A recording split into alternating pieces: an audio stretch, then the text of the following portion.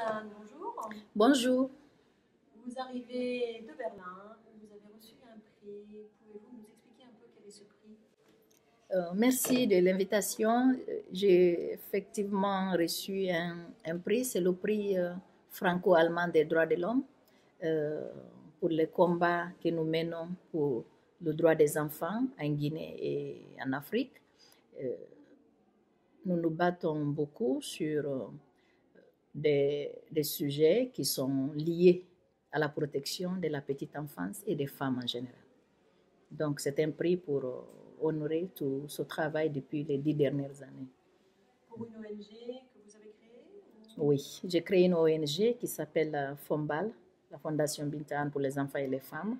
C'est une organisation de la société civile qui s'occupe de l'alphabétisation des femmes et qui donne aussi, j'ai 250 enfants dans mon centre qui donnent des cours de soir et des cours de vacances gratuits aux enfants.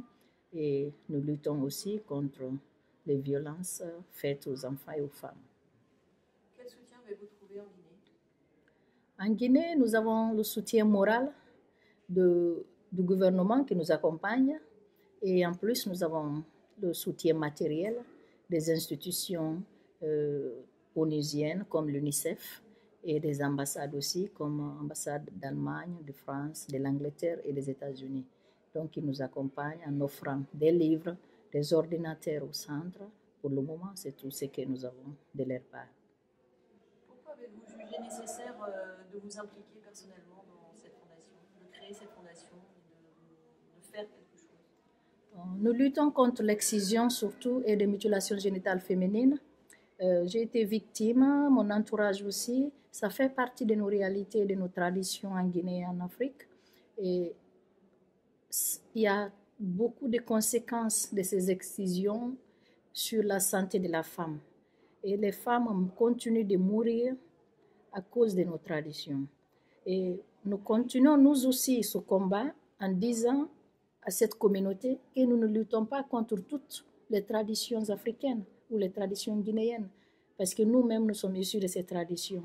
Mais à partir du moment où ces traditions commencent à porter atteinte à l'intégrité physique de la personne ou morale, ou porter atteinte à la santé de la femme, nous sommes obligés d'élever la voix pour lutter contre toutes sortes de violences sur ces femmes et les enfants. Donc, c'est pour cela que nous menons ce combat à travers FOMBAL. Les albums jeunesse que vous écrivez sont-ils des outils ou des moyens aussi pour cette mobilisation citoyenne? Oh, les deux, ma plume est plus militante du fait que je milite pour le droit des enfants et des femmes. Donc, mon premier livre, qui s'appelle Awa la petite mendiante. C'est sur la scolarisation de la jeune fille, parce qu'il n'y a pas beaucoup de filles qui partent à l'école dans mon pays. Donc, c'est un peu pour sensibiliser les autorités et les parents à envoyer les filles à l'école. J'ai écrit aussi un autre texte qui est sur les enfants soldats, car on a eu des amis qui ont été enrôlés dans les guerres pour aller combattre ailleurs. Et le troisième, c'était sur le mariage par colis, qui dénonce les mariages forcés, précoces ou un autre mariage arrangé qu'on appelle le mariage par colis, là où on envoie la mariée retrouver son fiancé ou son mari dans un pays occidental. Plus maintenant l'album de jeunesse des enfants, sur les 10, j'ai écrit 4, où c'est plus pour sensibiliser, pour alerter, attirer l'attention des uns et des autres sur les dangers sur les enfants. Et les enfants, dans ma société, on ne répond pas aux questions des enfants. Beaucoup de sujets sont des tabous. Et comme les questions restent sans réponse, surtout tout ce qui concerne la sexualité, les enfants sont obligés de passer par l'Internet, par exemple la pornographie, pour apprendre, pour chercher des réponses. Et c'est ce qui est mauvais. On a plus en plus, on a le résultat non escompté à travers les recherches des enfants sur le net.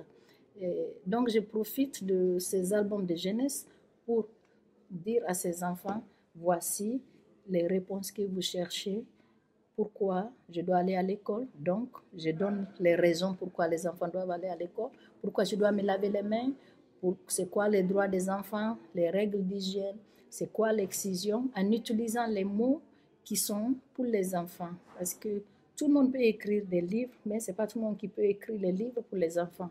Parce qu'il faut un vocabulaire spécial, il faut te mettre à leur niveau, il faut que tu réfléchisses comme un enfant, il faut que toi-même tu sois un enfant dans la tête pour pouvoir écrire pour les enfants.